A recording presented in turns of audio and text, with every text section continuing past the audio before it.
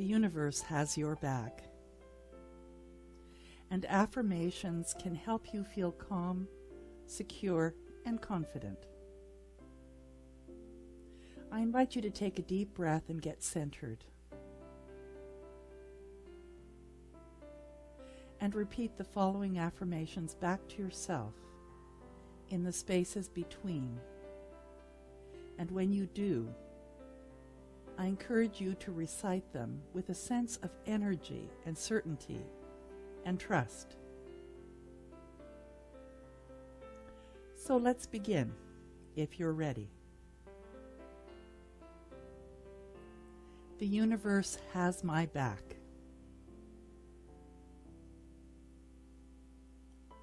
All of my needs are met. I am safe. I am secure.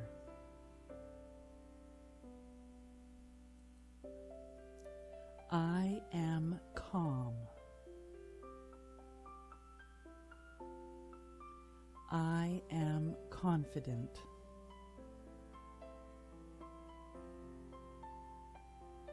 I am peaceful.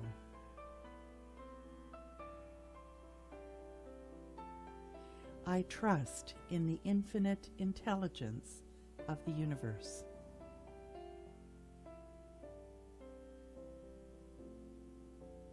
I am in the flow.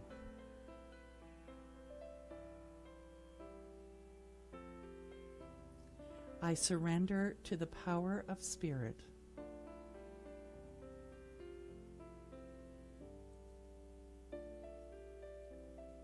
Spirit is within me. I am divinely guided.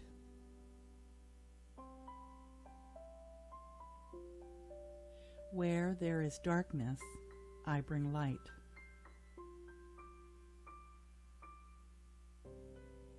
I transform fear into faith.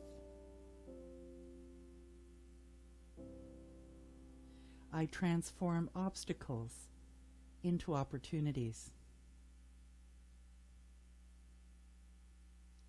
I transform resistance into acceptance. My intentions create my reality. I am in alignment with my true nature. I am centered. I am in balance. Today, I enjoy the journey of life. Today, I have hope. Today, I choose love. Today, I know I am love. I am relaxed.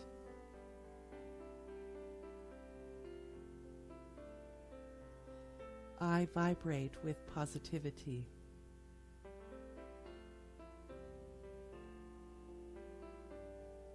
I vibrate with a calm energy.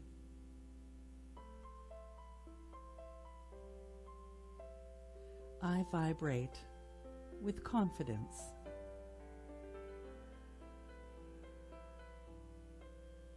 Today, I make it easy on myself. Today, I love myself just the way I am. Today, I nurture myself.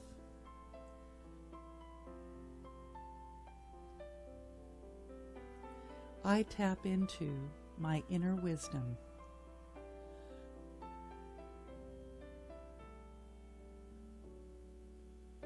Today, I easily maintain my composure.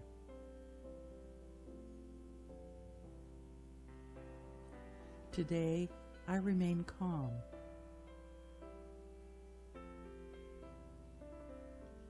I know I am protected.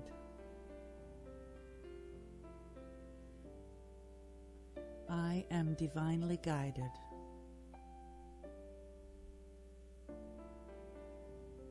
I am supported.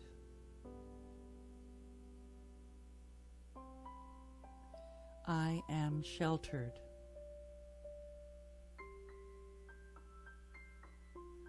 I am always taken care of.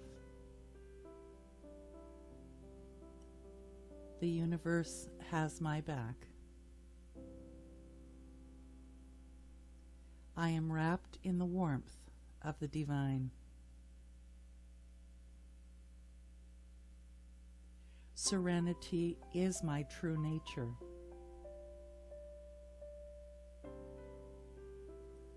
Poise is my strength. I am thankful. I am grateful. I appreciate all the good in my life.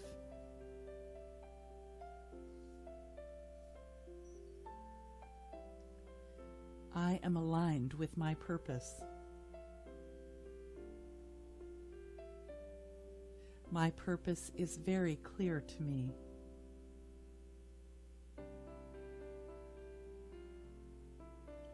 I am embraced by a loving universe.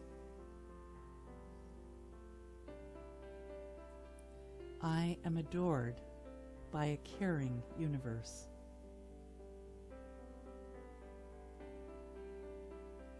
The universe loves me. Today I relax and take it easy. I feel nurtured and nourished. I am supported.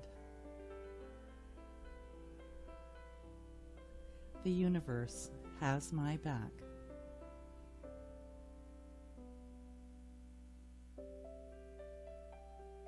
Just take a few moments now and sit with the feeling of these affirmations. Know them to be the truth of who you are.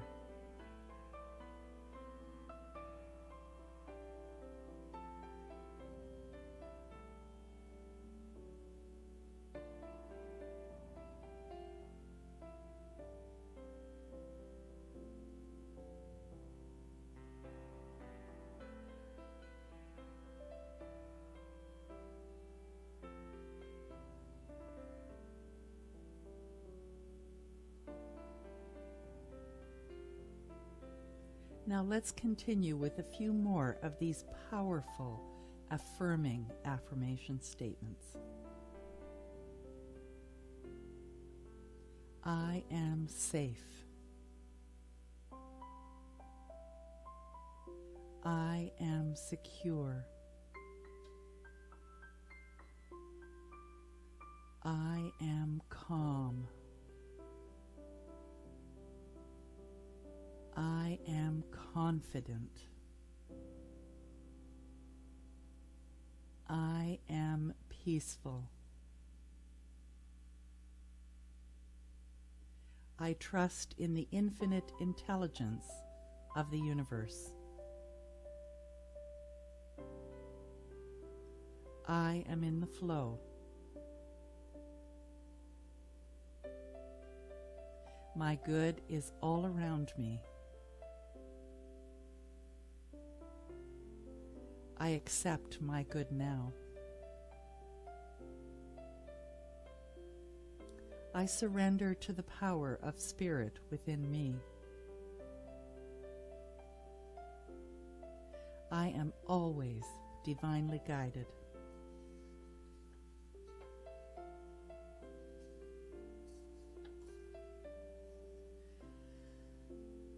I am divinely protected.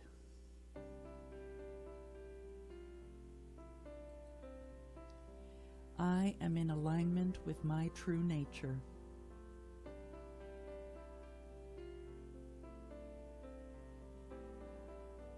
I am centered. I am in balance. Today, I enjoy the journey. Today, I have hope. Today, I choose love.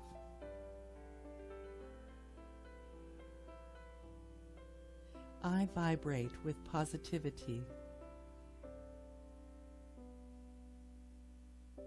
I vibrate with a calm energy. I vibrate with confidence.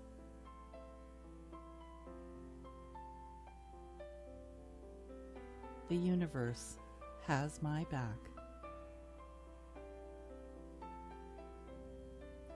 Well done. How does that feel? Take a deep breath as this session comes to a close and you bring your attention back to this time and to this place, knowing all is well, knowing that what you focus on grows. And in this moment, you are calm. You are secure. You are confident. And the universe indeed does have your back. Join with me in affirming. And so it is.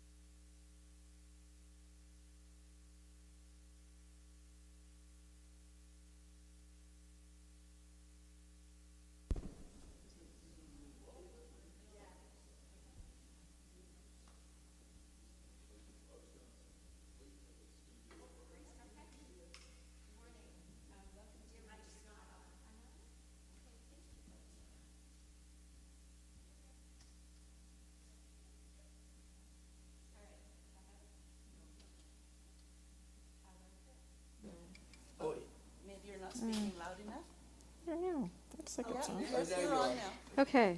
Now I'm on. Okay, so all the jitters are out now. We're all good. Okay, so welcome to Unity. Good morning. My name is Deborah Castle, and it's my pleasure to be your presider today.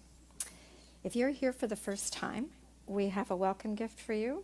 Please see me after the presentation. Thanks. 10% of all we receive goes back into the community to bless and serve. Which local charities would you like to support in 2025? Please let us know by filling out one of the forms in-house, and for those of you online, please comment on the online chat or via email. And now for our first song. Yay! Now that we're online. Peaceful season, love every moment, light shines wherever we are, faith in the darkness, hope in the silence, joy, sweet joy in our hearts.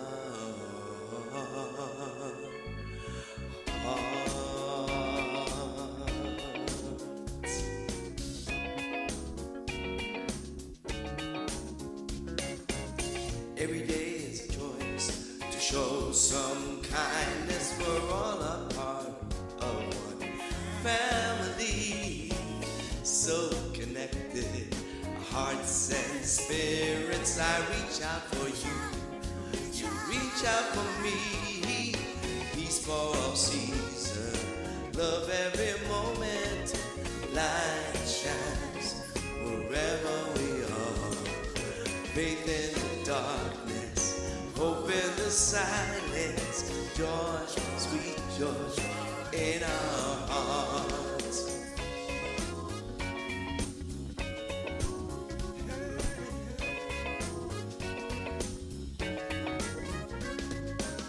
Now is the time to come together to count our blessings. We are grateful, we lift our voices in one chorus. My brothers, my sisters, let's celebrate peaceful season, love every moment, light shines wherever we are, faith in the darkness, hope in the silence, joy, sweet joy in our hearts. Let's celebrate peace, let's celebrate love, let's celebrate light, let's shine, shine, shine, shine. Let's celebrate faith, celebrate hope, let's celebrate joy, joy in our hearts, peace, oh love, all the light that shines, shine, shine, shine. Let's celebrate faith and hope. I'm talking about joy in our hearts now. Peaceful season, love every moment, light shines wherever we are, faith in the darkness, hope in the silence, joy, sweet joy in our hearts. We're talking about peaceful season, love every moment, light shines wherever we are, faith in the darkness, hope in the silence, joy in our hearts, joy in our hearts, joy in our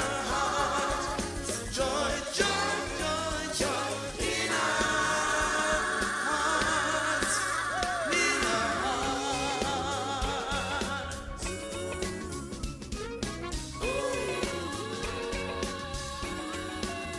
Let's celebrate peace, let's celebrate love, let's celebrate light, shine, shine, shine, shine.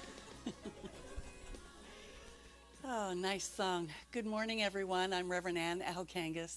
It's my delight to open with prayer. And just a reminder, Unity is founded on prayer. And what prayer is really connecting with the source within, connecting with the all that is at the core of each of us. And to recognize that as I recognize it, then my life starts to transform, because all the good in the universe is available right where I am. So join with me in this opening intention, opening prayer. For there is only one thing going on here, and it's Spirit, God, the universe, the all that is, the Creator. Whatever I choose to call it in any given moment, it is everything seen and unseen. And it is being my life right here, right now. And I know that who I am being, the ideas and feelings that I am embodying, are what create my life. And so today, I have joy in my heart. I have expectation of even more joy. And I know that this expectation is fulfilled to the brim and beyond. I am so grateful. Grateful to know this truth about my being and about Spirit. I let go and I let it be so. Please join with me in affirming, and so it is.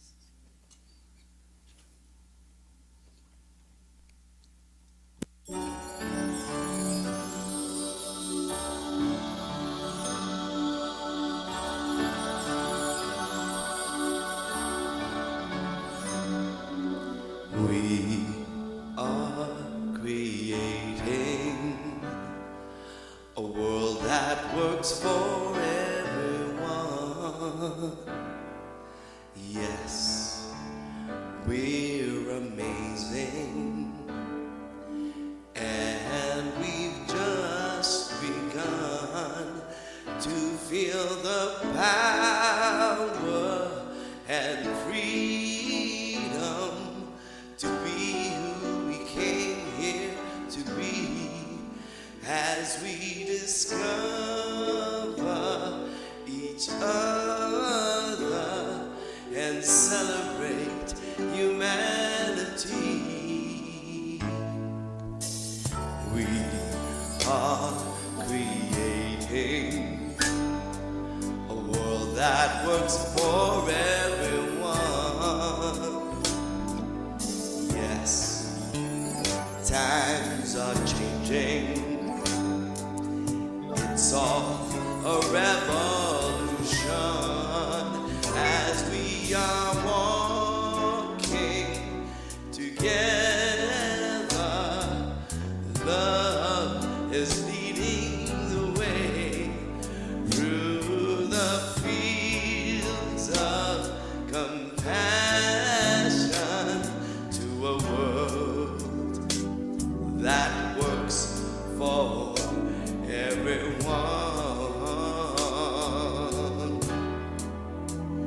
To a world that works for everyone.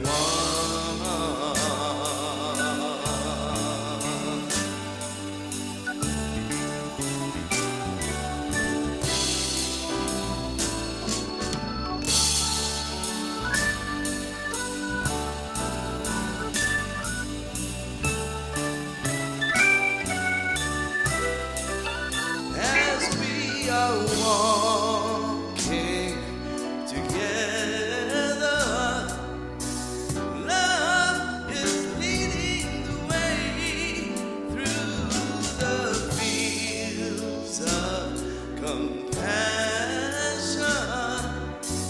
to a world that works for everyone.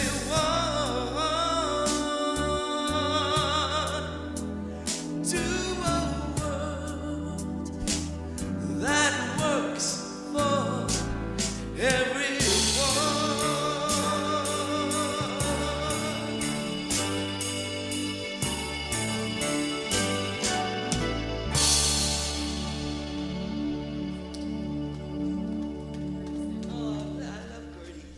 Gertie.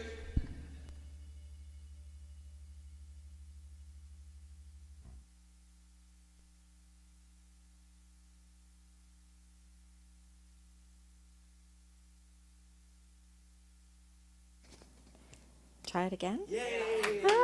Okay, good. So apparently there is an absolute word, and I'm about to speak it.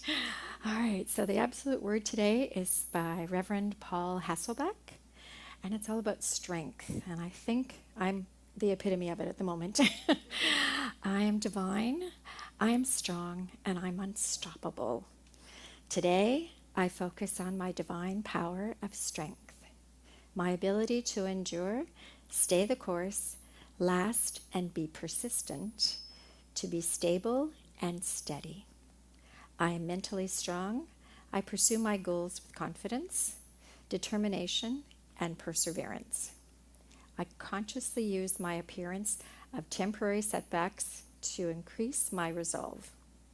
Just as steel becomes stronger when it is heated to a high temperature, my ability to draw on my inner strength grows as I steadfastly overcome obstacles.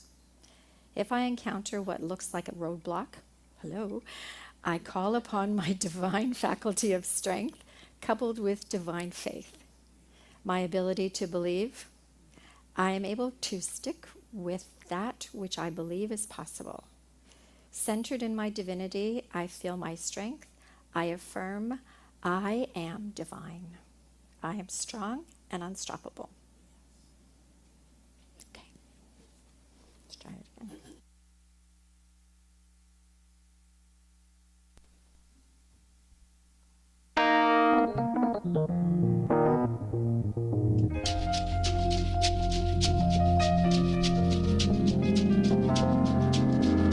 I have faith, I have hope, I have joy, I have laughter, I am peace, I am love, I am light, I am power, I am peace, I have right, so here I am. Forever I am searching from without within, learning to appreciate the wondrous game I live. Finding all these qualities I've hidden for so long. Now it's time to let them loose, share them in this song. I have faith, I have hope, I have joy, I have laughter, I have peace, I have love, I have life, I have power, I am peace, I have right. So here I am. I'm letting spirit sing through me. It's really wrong enough to get the message out there, even though the times are rough. There's abundance all around us. There's no need to look too far. Unpack the gifts God's guiding you. Show them who you are. I have faith, I have hope, I have joy, I have laughter, I am peace, I am love, I am light, I am power, I am here. I have a right, so here I am.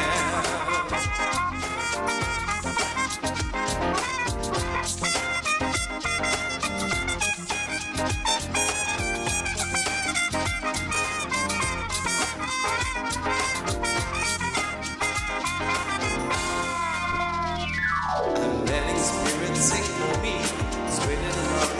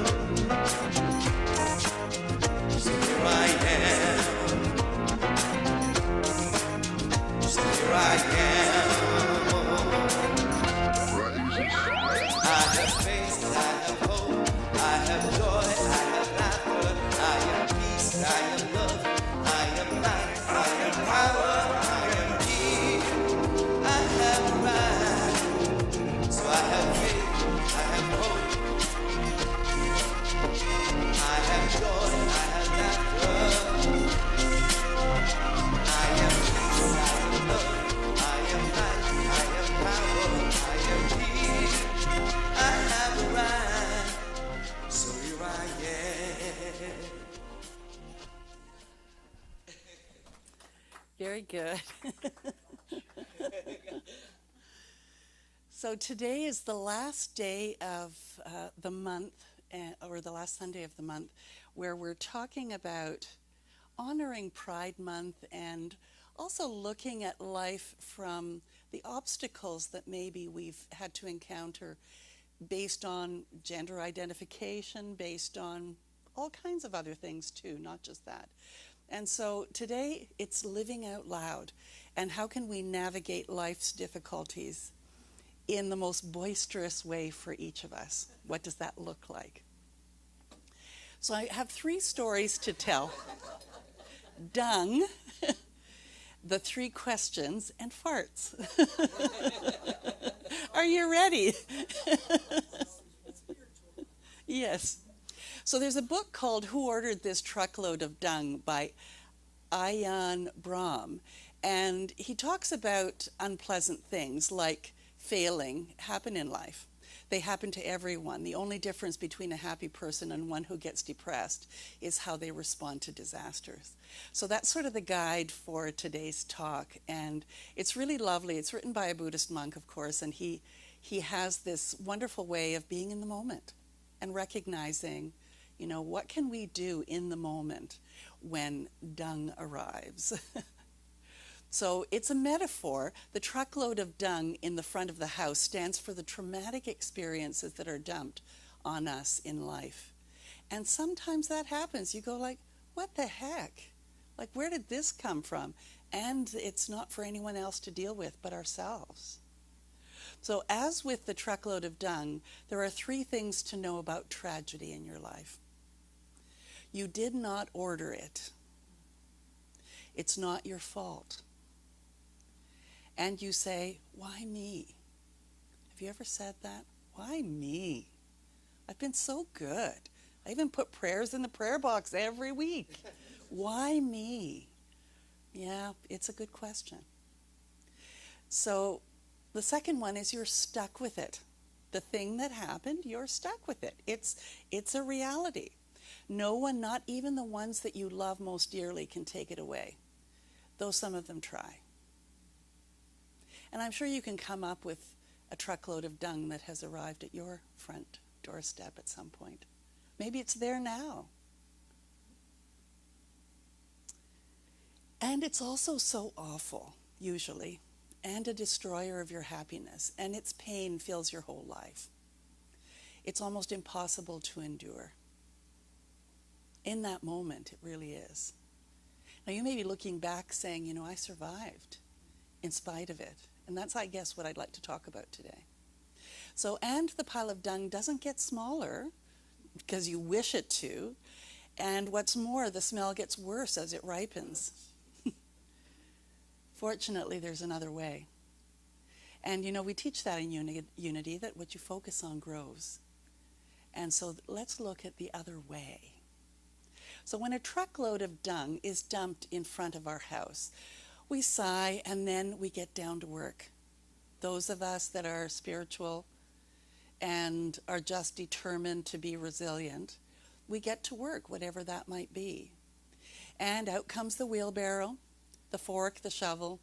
We put the dung into the wheelbarrow, we wheel it around to the back of the house, and we dig it into the garden. And it's exhausting. But we know there's no other beneficial option. Sometimes all we can do is half a wheelbarrow a day. But we're doing something about the problem rather than complaining. It's that 2 steps forward, maybe it's 1 step back.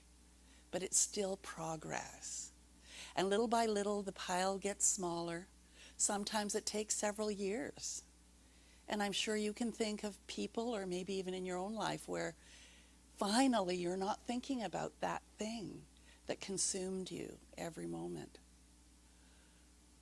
And the time comes when you see that there is no dung anymore. Eventually, a seeming miracle happens in another part of your house. The flowers in your garden are bursting with color. Their fragrance fills the street so that the neighbors and even passers-by smile with delight. And your fruit tree is bursting, heavy with fruit, and the fruit is so sweet. you've never bought anything like it. You give your fruit to your neighbors and your relations and even the passers-by. So when you've known tragedy and you've learned its lesson and you've grown your garden, you can empathize with another in deep tragedy and say, I know. And it's a deep knowing that comes from two places. One, I know the suffering, but I also know there's another side.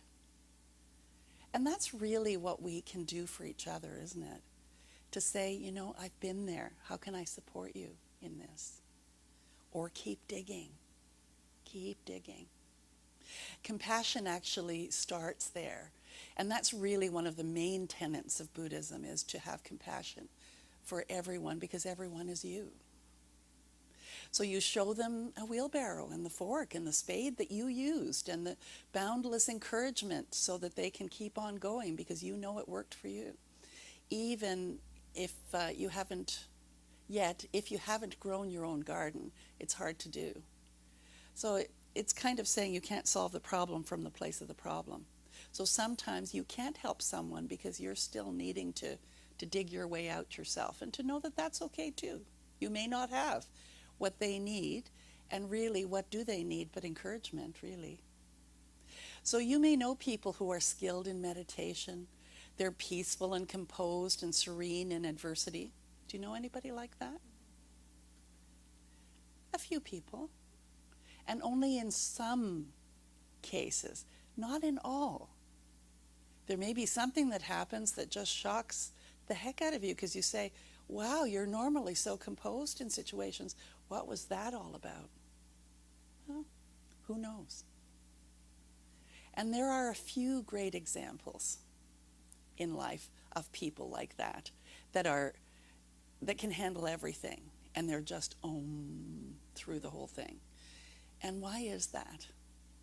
Because they've been digging and pushing their wheelbarrow and figuring it out, and now they're reaping the rewards of the fruit of that effort.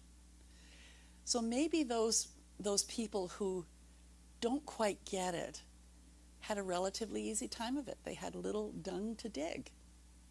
And the ones who they didn't become the great examples. And, so what I'm trying to say to you there is, you may become the great example. I hope you don't, because that means you've gone through a lot of adversity. Maybe you've only had a little bit of dung to dig, and so you're an example once in a while. I mean, I'd like to say that I'd rather be an example once in a while than all of the time, and know that it took all that effort to get there. So it was the people who had the enormous difficulties, they dug themselves out quietly, and they came through with a rich garden, and they become the great examples. So if you're striving to be a good example, it comes with a cost. And if you're experiencing that cost, then I'm so grateful to have you in my life, to be an example for me.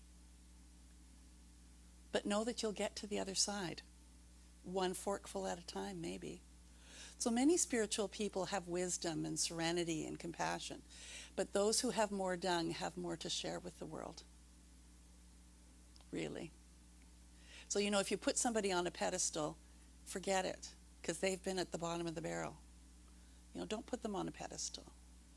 Some of your best teachers may have had a whole trucking company with a fleet of trucks delivering dung at their door early in life. It's a great metaphor, though, isn't it? The moral of this story is that if you want to be of service to the world, if you wish to follow the path of compassion, the next time a tragedy occurs, why not say, whoopee, more fertilizer for my garden? So if I see you post on Facebook, whoopee, more fertilizer for my garden, I know something happened. I know it's making light of it, but if you can, in the middle of something that you're struggling with, to be able to say, I'm just going to do a little at a time, and one day I'm going to look back and it'll be done, and I'll be reaping the rewards of that. So let's look at 3 questions. So there was a very, very famous emperor years and years ago, and he discovered 3 questions. So long ago, the emperor sought a philosophy of life. He needed wisdom to guide his rule and govern himself. The religions and philosophies of the time didn't satisfy him, and he wanted to be a great emperor. So he searched. Eventually, he realized that he required the answers to only 3 fundamental questions. When is the most important time? Who is the most important person? And what is the most important thing to do? Let's see if I can surprise you. So, after a long search, he found the 3 questions. Or he found 3 answers, actually, when he went to visit a hermit. He had those questions. So what do you think the answers are? When is the most important time? Who is the most important person? And what is the most important thing to do? Let's see. Let's see how right you are. So the most important time is now, of course. That's the only time that we have. So if you want to tell your friend how much you really love them, how grateful you are for them, then do it now. Not tomorrow, not in 5 minutes, now. In 5 minutes, it's often too late. So if you have an inkling for something, to say something nice to someone, do it now. If you need to say sorry to a partner, stop thinking of all of the reasons why you shouldn't. Just do it right now. The opportunity may never come again. So grab the moment. You know, great TV shows and movies are made of the story of someone saying, oh my goodness, the last thing I said to so-and-so was so awful. So why not always just say good things, nice things, necessary things? So the answer to the second question is powerfully profound. Few people ever guess the correct answer. The answer is the most important person is the one you are with. So think about a time when someone was outwardly listening, but inwardly wanting you to go. They had more important things to do, and you could feel it. Think of a time when someone was giving you their total attention. Even when other people were waiting to speak with them, it made you feel important, right? Communication and love can only be shared when the one you are with is the most important person in the world for you. At that time, no matter who they are, they feel it, they know it, and they respond. So if you've been asking, what's my purpose? How can I make the world a better place? Try that simple thing. The person in front of you is the most important person in that moment. And if they keep going on and on and on and on, it's because they haven't been heard. And you are there to give them that gift, if you can. And if you can't, maybe make a date for another time. You know, if you're really that busy.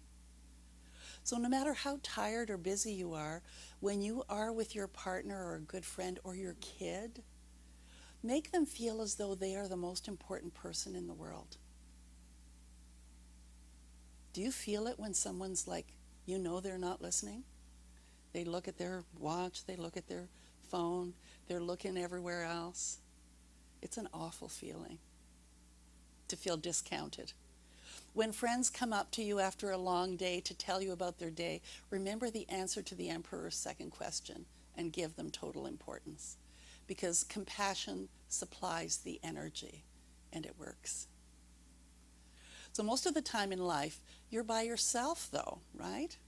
So then the most important person, the one you are with, is you. So are you giving yourself, when you're with yourself, important attention? Or are you worrying about the future, or worrying about the past, or you have a to-do list? There's plenty of time to give importance to yourself. You just have to make the time. So who's the first person you're aware of when you wake up in the morning? First you, though. Gracie, Pat says, Gracie, her dog. Well, yeah, probably. They wake you up, so yeah. So why not look in the mirror and say, good morning to me. Have a nice day. So who's the last person you're aware of when you go to sleep? You. So it's another great time to say goodnight to yourself. Give yourself importance in the many private moments during the day because it works. So how about take a moment now and just say, I love you to yourself. I like that wiggle when you said it. The answer to the Emperor's third question, what is the most important thing to do? Is to care. Is to really care. Emilio said love. And I think love is not, it's passive. But to say to care actually puts love in action, doesn't it? So to care is both being careful and caring. And it's where you're coming from that's the most important thing. And so if you can't be careful or caring, maybe stop and ask yourself why. And what might you do to change that? So, when is the most important time? Now. Who's the most important person? The person you're with. And what's the most important thing to do? To care. I mean, they sound so simple, but woven into your life, they can make a huge difference.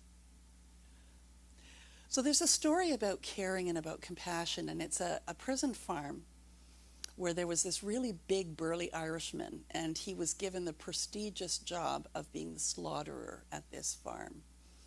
And it was really a hierarchy that, there were certain jobs that were just, considered to be more prestigious, and he was a really violent murderer, this man. And so he took great pride in the fact that he not only had this reputation, but that he got to be the slaughterer at this farm. And on this day, they were slaughtering cows. One shot to stun and the next shot to kill. And he was well into the normal day's killing when a cow came up like he had never seen before. This cow was silent, like it wasn't putting up any fuss. There wasn't even a whimper. Its head was down as it walked purposely, voluntarily, slowly into position next to the platform. It did not writhe or wriggle or try to escape. And then it had a tear in its eye, and the Irishman saw that tear. And he just stopped. And he said, "But that cow ain't dying."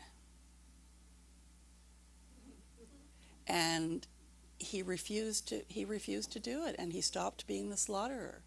And the rehabilitation that this place was attempting to do for these people happened in that moment of him having compassion.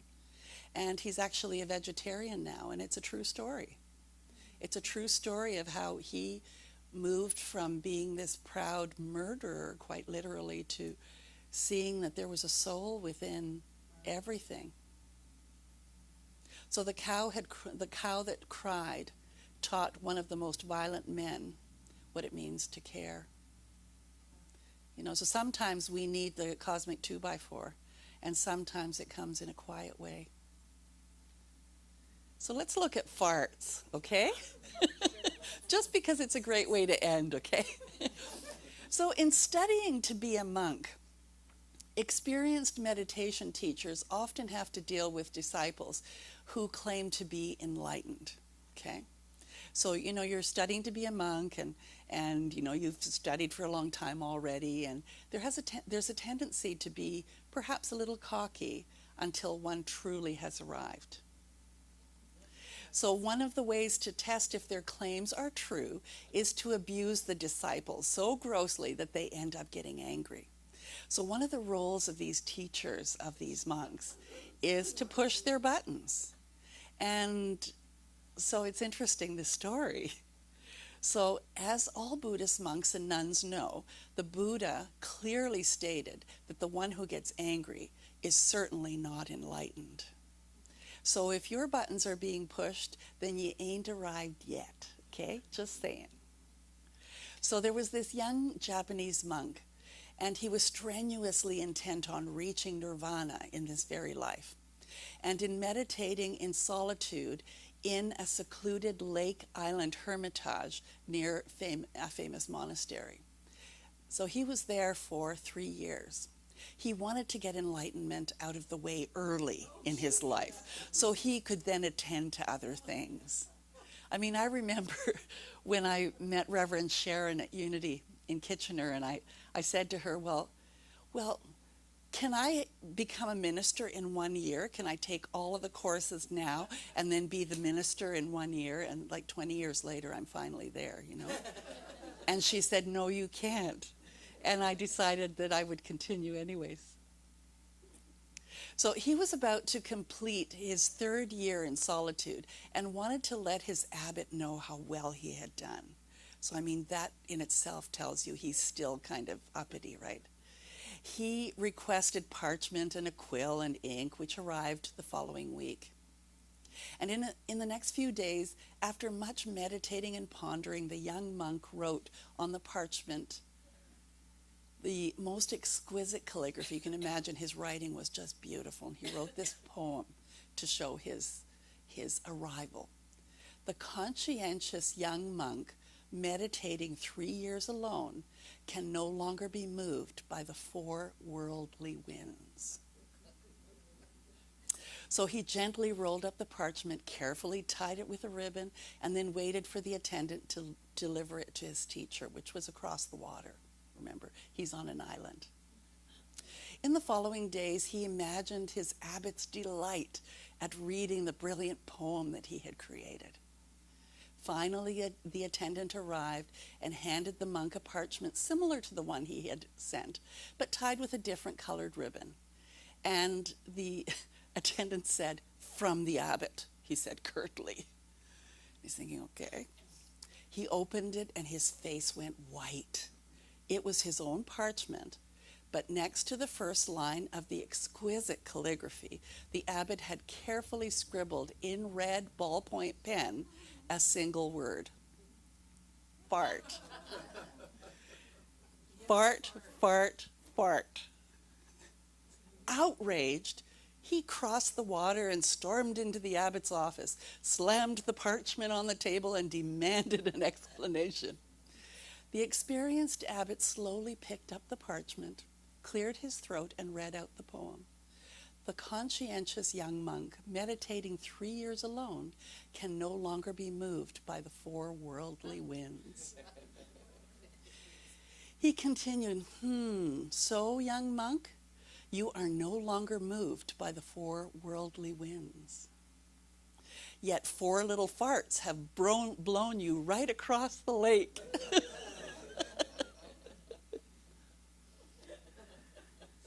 So has a fart blown you across the lake? So stuff happens in our life. You know, things just seem to be out of the blue and sometimes so awful, and you think, what can I do about this? Do what you can, one day at a time, as much as you can. Be compassionate with yourself. And if you don't understand someone else's behavior, be loving, be caring. I mean, that's all we can do. And if something's getting your goat, remember they're just farts. Because everything's beautiful.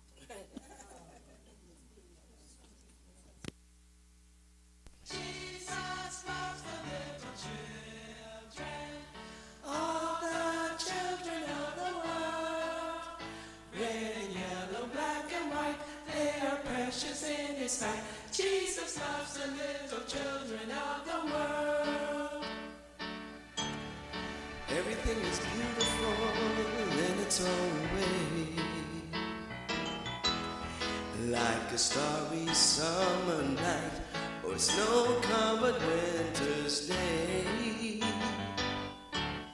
And everybody's beautiful in their own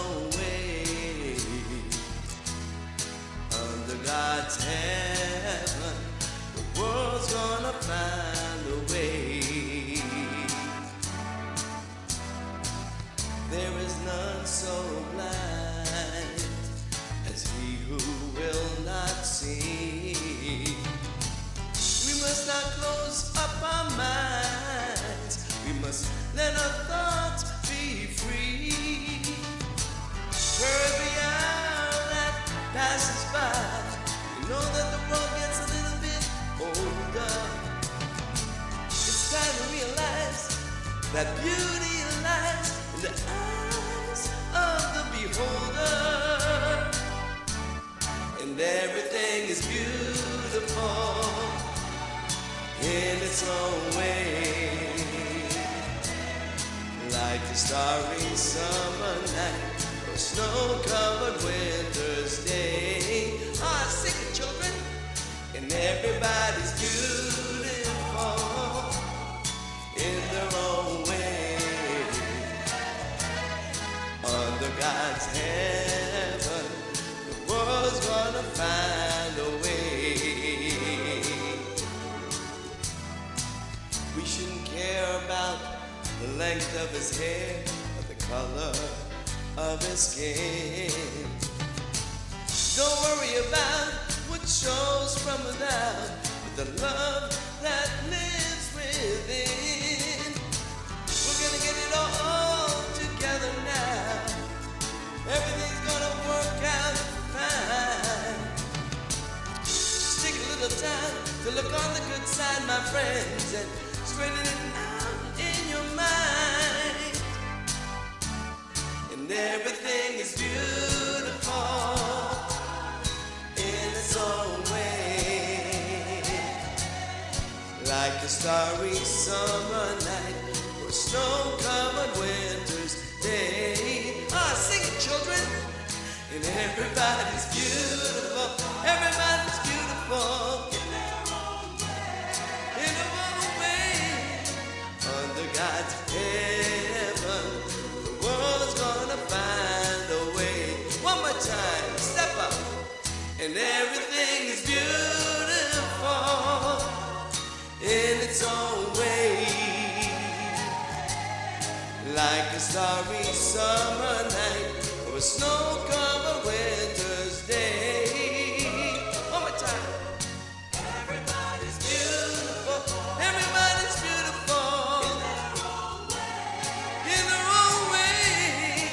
Under God's heaven, the world's gonna find a way.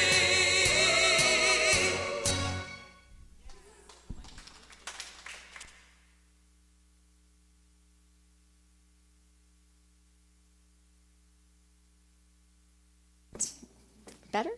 Yes. Excellent. So, strength is to get this right. Okay, so I don't know. What is your takeaway?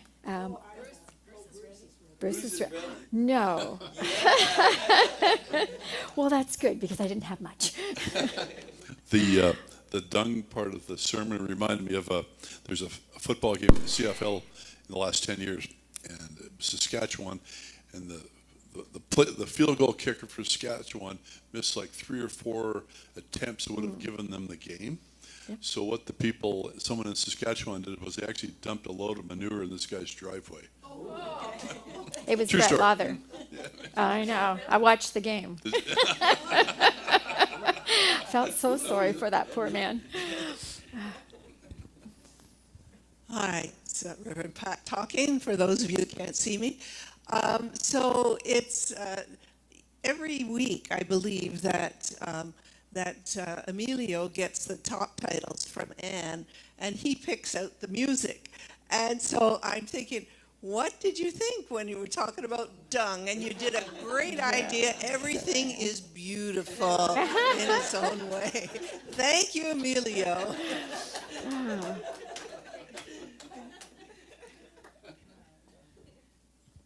Okay, we have one from home. Brenda says she loved the 3 conditions: the now, the person you are with, and the caring, which can be caring about yourself in a difficult situation. And I just have to say, I was watching the news last Friday night. That's always a dangerous thing. But I heard the really coolest story, and it kind of fit with the beginning of the person that's had so many terrible things happen. And I don't know if you guys watched the NHL draft. Oh my goodness. A young fellow, Matthew Schaefer, who lives in Stony Creek, he's from Stony Creek, was the very first draft pick by the New York Islanders. But his story was fascinating. This boy is 17 years old. And he was playing for the Erie Otters, so he was billeted with a family in Erie. And his billet mother committed suicide. 1 month later, his own mother died of cancer. I mean, he had a lot of dung in his life. Boy, he had a lot of dung. But he just dug in, and he just kept persevering. He also was the head of the Canadian junior team, and he broke his collarbone early on in that tournament. But he just persevered. And he was such a lovely boy. Like, they had a story of him. When he was in Erie, he went to funeral homes and he supported young children who had lost loved ones. And it was great. Well, anyway, he was the first draft pick. And it was said on the news that even the lowest paid hockey player in the NHL earns $975,000 a year. So this young boy he's going to be a star. He was just an inspiration to me. He had so many things, and he has just done so well.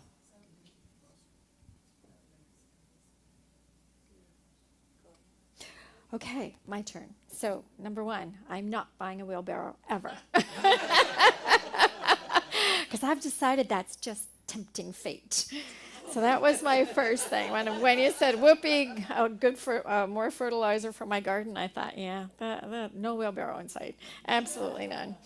The second thing is talking about people, and when you listen, give yourself a chance to connect with them, and I think that's super important. I had that last night. A friend of mine hasn't been out for quite some time, and you know what? I was the bravest person ever because I sat quietly and listened. And I thought, oh my, you know what? She needs a voice. She needs to hear. She needs an audience. And that was really special. So I did that. The third thing is my takeaway, and this is an example from Diane, who's not here today, but her thinking is at the end of the day, reflect on what you've done. What have you done that's made a difference? How have you cared for somebody else? And I thought, you know what, that's a really nice way to say thank you, but to also honor yourself and the other people around you. Yeah, that's it. Almost there. Okay. I know. And the next thing is conscious giving. And I always think that this is best when you put your hand on your heart. A divine love that I am blesses all I give and all I receive. And now it's up to you.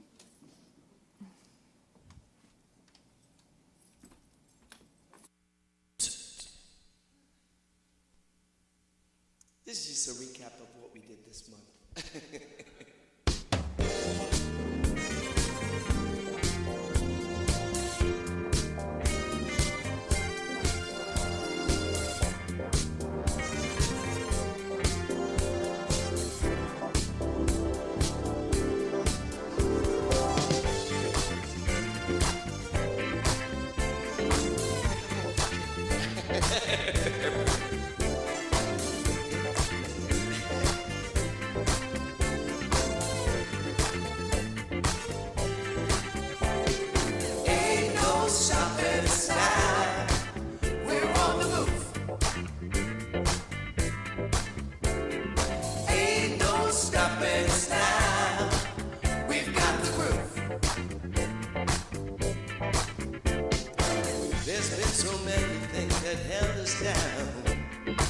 But now it looks like things are finally coming around.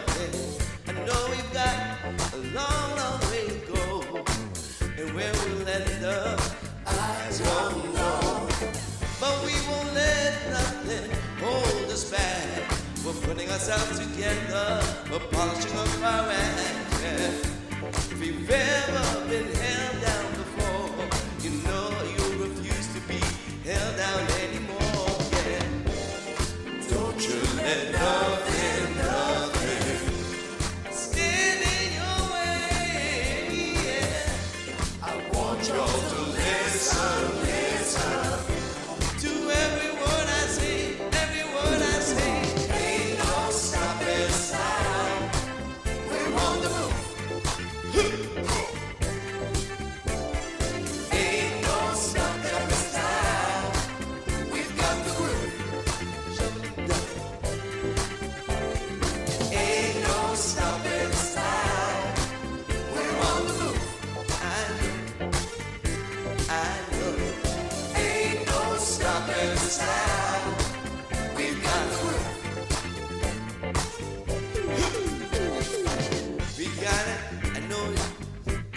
divine.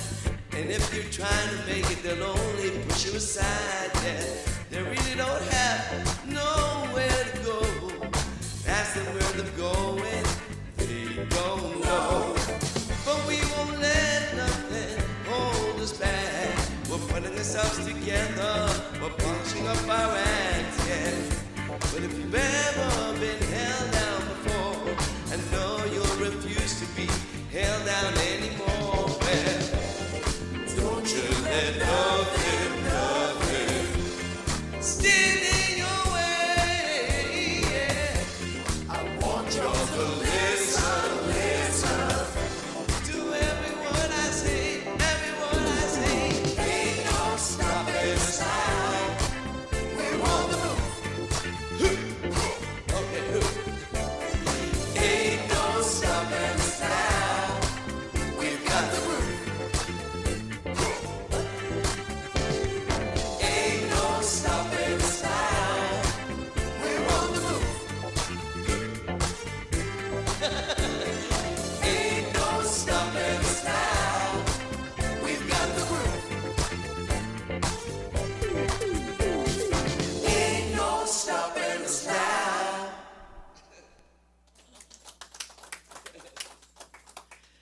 Before we go into the final prayer, before we do our final song, we have Reverend Mary Wood here in the audience, and she has been part of our community for quite a while now, occasionally, and probably online. And she's going to facilitate a 4-week discussion group on Wednesdays, starting the first Wednesday in July, or is it the second Wednesday in July? What's the date? The 9th? Yeah, The 9th. And you can join us through Zoom if you would like. Send our administrator an email to let her know, and she'll send you a link. The link is, I believe, also in the newsletter itself, so you can go there to register, or you can come here in person. So it'll be a hybrid session, and it's the book written by It's written by a CSL minister, Centers for Spiritual Living, Dennis Merritt Jones, who is a CSL minister, and it's called The Art of Uncertainty. And there's also a workbook that's available for you that we can send you if you're going to do it online through a digital format to be able to follow it. So I think it's a good time to do something like The Art of Uncertainty. Yes. So join us Wednesdays either from home or come here in person at noon. And so let's say the prayer of protection together, just because it's a good reminder. The light of God surrounds you. I am the light. The love of God enfolds you. I am the love. The power of God protects you. I am the power. The presence of God watches over you. I am the presence. Wherever you are, God is. Wherever I am, God is. And all is well. And our final song, Stand Together.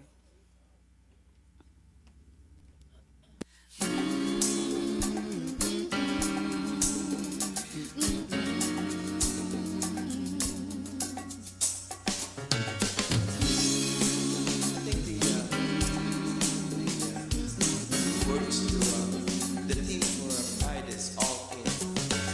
Something great has happened. Love has taken hold and it won't let go of us now.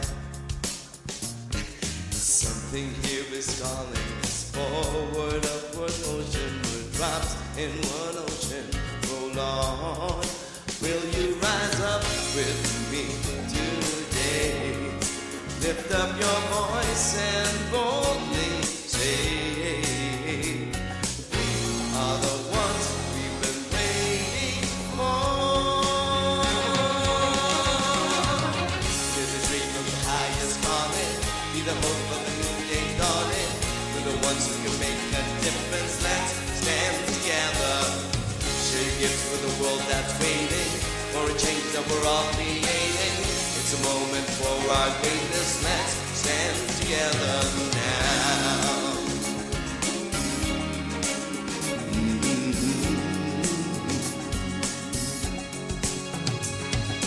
Every day's a chance you can do something amazing to feel your your passion blazing and shine. Paint with every vision, dance in new directions, explode to new heights in your mind. I will rise up with you today, lift up my voice and boldly say, we are the ones we've been waiting for. The dream of your highest calling, the hope of a new day dawning. We're the ones who can make a difference. Let's stand together. Share your gifts with the world that's waiting for a change that we're all creating. It's a moment for our greatness. Let's stand together now.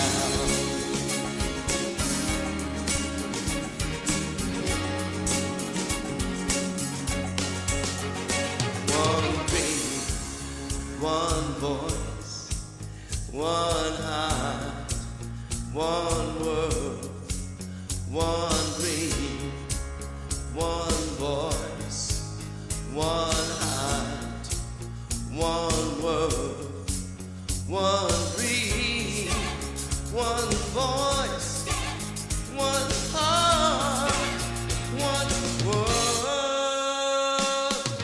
It's the dream of your highest calling, be the hope of a new day dawning. We're the ones who can make a difference. Let's stand together. Share your gifts with the world that's waiting for a change that we're all creating. It's a moment for our greatness. Let's stand together. With the dream of your highest calling, be the hope of a new day dawning. We're the ones who can make a difference. Let's stand together. Share your gifts with the world that's waiting for a change that we're all creating. It's a moment for our greatness. Let's stand together. The dream of your highest calling, be the hope of a new day dawning. We're the ones who can make a difference. Let's stand together. Share your gifts with the world that's waiting for a change that we're all creating. It's a moment for our greatness. Let's stand together now. Everybody stand together. Everybody, let's stand together now.